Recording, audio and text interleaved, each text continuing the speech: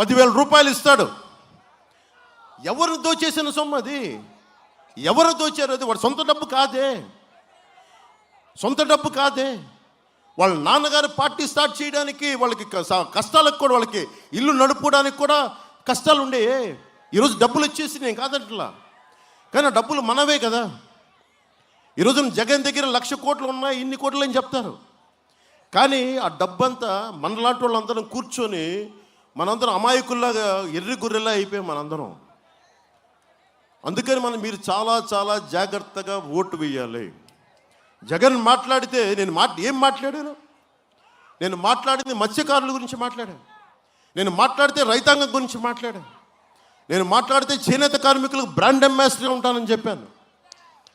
నేను యాక్టర్గా ఉండి మీరు ఆలోచించండి, నేను ఎన్ని అడ్వర్టైజ్మెంట్స్ చేసి ఉండొచ్చు. నేను కొన్ని కోట్ల డబ్బులు వచ్చిండేది కదా, ఎందుకు చేయలా? అరే పవన్ కళ్యాణ్ అనేవాడు గొంతు తిప్పితే ప్రజలకి మేలు జరగాలి, ప్రజల కష్టాలకి అది భుజం గాయాలి.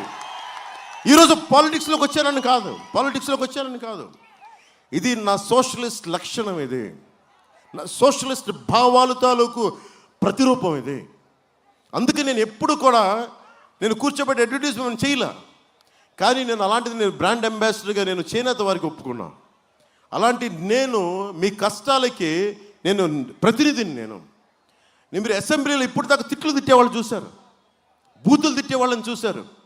కానీ ఫస్ట్ టైము ఒక సమూహం, రేపు పొద్దున చట్టసభలో కూడా ఈయన కూడా ఉంటారు, ఒక ఎమ్మెల్సీగా ఖచ్చితంగా వెళ్ళబోతున్నారు వర్మ గారు.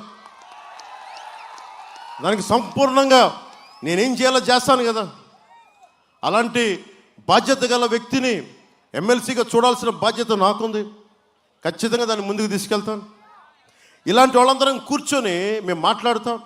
సో ఇన్ని దశాబ్దం పాటు ఏం మాట్లాడాను? పేద ప్రజల కోసం మాట్లాడా, మానవ హక్కులు భంగం అవుతుంటే మాట్లాడా, ఒక మత్స్యకారులు జీవో 217 దాదాపు కొన్ని లక్షలాది మందికి పొట్ట కొడుతుంటే జీవోని చించేశాను. దానికి నాకు ఇచ్చిన ఏంటి జగన్ తిట్టేది? ఇంట్లో ఉన్న నా భార్యను తిడతాడు, పెళ్ళాం అంటాడు. ఈ 4వ పెళ్ళానికి ఎలా చెప్పాలో నాకు తెలియట్లేదు. అని మనం పెళ్ళాం అనే పదం తప్ప అని మాట్లాడచ్చు.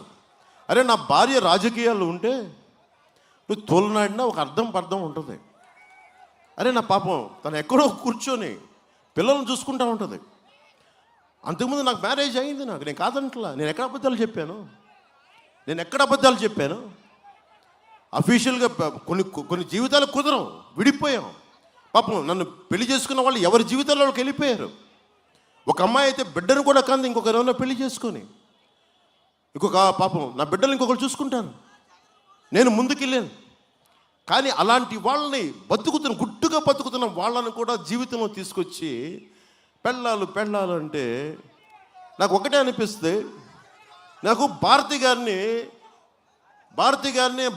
అని అనిపిస్తామని ఎంత నాకు నోటి దాకా వచ్చి నాకు మనస్కరించదు. అది నా సంస్కారం. అది నా తల్లిదండ్రులు లేదా శ్రీపాద శ్రీవల్లభుడు నాకు తాలూకు సంస్కారం. నాకు ఆయన కృప ఏంటది నాకు అట్లా అనాలనిపించదు నాకు.